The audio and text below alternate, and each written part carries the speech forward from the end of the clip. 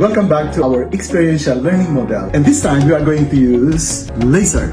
The device that I'm holding is called a laser meter. And let me explain to you how this device works. As you can see, there's a light beam that's emitted by this meter. We will call this as our source and we'll call this as our object. If I shine a laser to the object, the light is reflected from the source to the object. So if I want to measure the distance from this source to this object, all I have to do is bounce that laser beam to the object like this, and automatically I have a reading of the distance. And so for today's lesson, we are going to use this laser meter to do two things. First, we are going to use that laser in order to measure distance directly. And second, which is our main lesson for today, we are going to use the laser meter to apply some trigonometric function to find, let's say, the height of a building, the height of a wall, measure indirectly some distances using trigonometric function, and the data that we are going to gather using this gadget. Let's talk first about some history of laser. In 1917, Albert Einstein proposed the process that makes laser possible, called the stimulated emission. A laser device is a device that emits light through the process of optical amplification based on stimulated emission of electromagnetic radiation. And the word laser is an acronym for light amplification by stimulated emission of radiation. The first laser was built in 1960 by Theodore H. Maiman, but it would take nearly 40 years before scientists would be able to amplify those emissions, proving Einstein correct and putting laser on the path of becoming a powerful and ubiquitous tools that we now have today. Now let's measure the width of this table. I have here the source, which is our laser, and I have that paper over there at the end, which is our target, and we are going to beam a laser to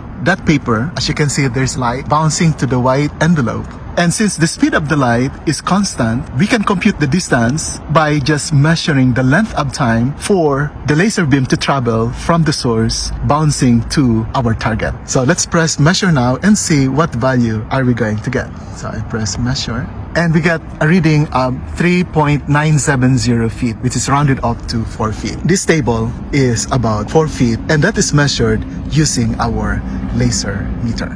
Next, we are going to indirectly measure the height of this hole using this laser meter. So from this distance, from the foot of the hole, I'm going to measure the distance going up, and we are going to measure also the angle.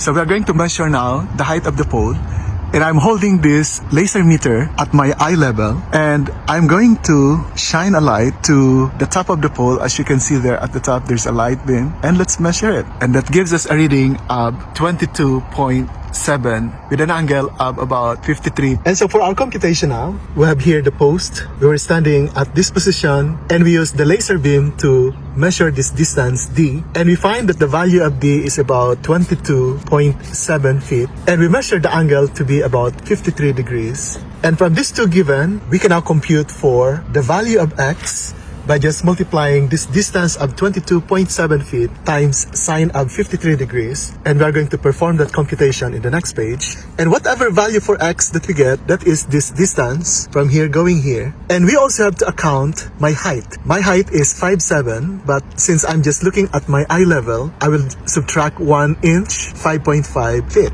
So whatever X value we arrive at, we are going to add this 5.5 feet to find the total height of the pole. So let's perform now the computation. So these were the given. The angle is 53 degrees. The hypotenuse is 22.7 feet. And solving now for X, X is equal to 22.7 multiplied by sine of 53 degrees, which is about 0.7986 using your calculators. And multiplying these two factors, we arrive at 18.1282 feet. That is the X value. And the X value is this distance. Now, adding 5.5 feet to this result, we arrive at the height to be X, which is 18.1282 plus 5.5. That gives us an approximate height of the pole plus its base to be about 23.6 feet. So this is now the height of that pole, including its base. And the base is about 3 feet plus it's elevated, and that elevation can give us about half foot. And that total distance is now this 23.6 feet that we have just computed. Now we can also use use direct measurement by just going at the foot of that pole and shine the laser and bounce it at the top of that lamp and compare the result of this computation with the result of just directly measuring the height of that pole without the use of trigonometry. Next is we are going to use direct measurement to find the height of this pole. So we are going to shine a laser beam at the top. So as you can see, there's a light beam up there, and let's press measure, and we get a reading of 19.354, approximately 20 feet for the height of this pole. So let's compare the two results now. Using the trigonometric method, we arrive at about 23.6 feet. Using the direct measurement using the laser, we arrive at 19.354 feet for the length of the pole plus the base of about 3 feet plus the elevation of about 1/2 foot to 1 foot.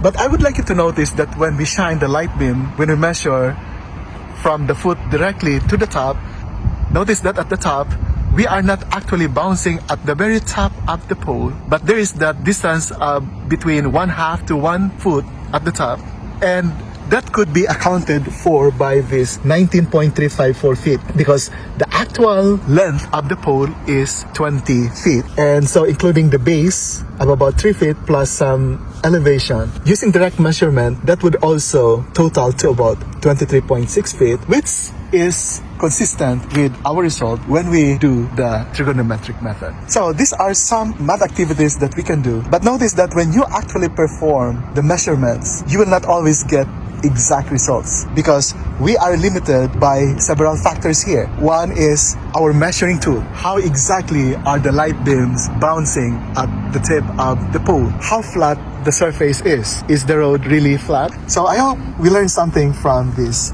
math activity today.